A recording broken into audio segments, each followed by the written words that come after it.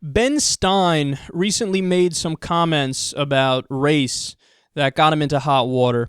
Well, he's going to go on Newsmax TV and make it worse.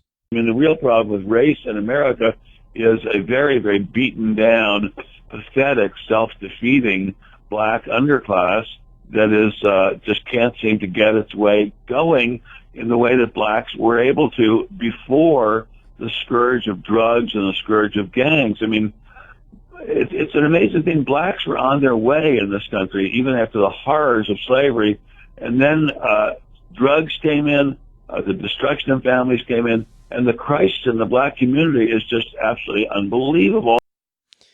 The real problem with race in America is the, quote, pathetic, self-defeating black underclass and drugs and gangs. Or maybe it's the root problems that lead to those things, like, for example, the destruction of the U.S. economy under NAFTA and GATT and the WTO and the war on unions and the war on the middle class. I mean, these are the pieces of legislation that sent middle-class factory jobs that black people used to have overseas.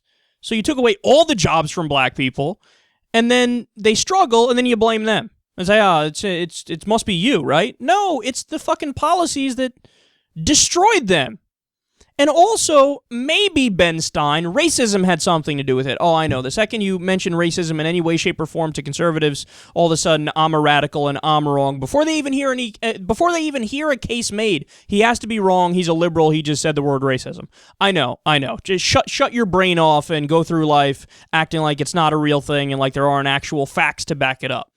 And let me go ahead and give you some of those facts. For example, black people and white people use drugs at the same rate, but black people are arrested 4 to 6 times more often. Maybe that has something to do with the fact that the black community still, in many respects, is struggling today or lagging behind a little bit. Maybe it's because of stuff like that. Maybe it's because of any of the dozens of other studies we've gone over, like, for example, a traditionally black-sounding name on a resume doesn't get nearly as many hits as a traditional white name on a resume. But I know there's no systemic racism. Nothing is stacked against black people at all. It's all their fault. There was also the eBay study. You remember this? There was a black hand holding an iPod and selling it. And then on another page, there was a white hand holding an iPod and selling it. All the other information being exactly equal. What happened? Pretty much everybody went to the white hand. So there's discrimination just solely based on the frickin' color of your hand, given no other difference. People would go to the white hand. And then, there was the study breaking into the car, for example. When a white guy was trying to break into his car, people just assumed he's getting his keys that were left in there, and they walked right by. Nobody cared. When a black guy did the exact same thing, cops were there within 5 minutes, threw him against the wall, handcuffed him, they were rough with him, so on and so forth. Same thing with a bicycle. There was a bicycle study that I think ABC News did, where a white girl tried to undo a bike and had trouble, and what happened? People would come up and help her.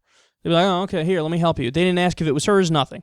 When a white guy does it, people look a little bit, but they leave him alone. They let him try to go through it himself. When a black guy does it, they automatically assume he's stealing it. Okay, racism is not some sort of made-up thing that liberals just harp away on for the sake of harping away on it.